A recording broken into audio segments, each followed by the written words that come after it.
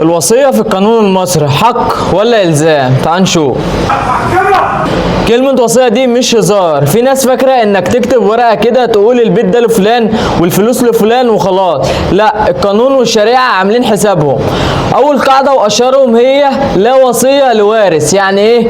يعني لو واحد كتب وصية يدي املاكه كلها لابنه الكبير مثلا، الوصية دي باطلة الا لو باقي الورثة قالوا ماشي احنا موافقين. القاعدة التانية لو الوصية لشخص مش من الورثة دي تنفع، بس بشرط ما تعديش التلت من التركة. يعني لو الراجل سايب 3 مليون يقدر يوصي بمليون بره الورثة، لكن لو كتب 2 مليون الورثة من حقهم يوقفوا ده.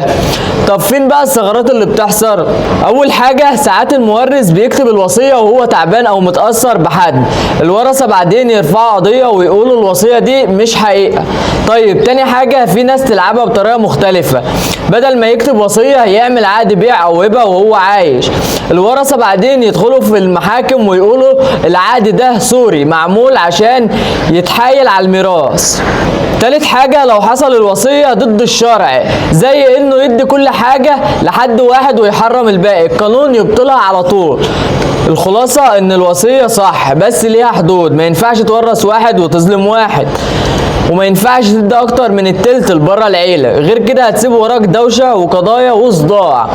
فاللي عايز يعمل وصيه يعملها صح من الاول. شارك الفيديو عشان في ناس كتير مش فاهمه يعني ايه وصيه. سلام.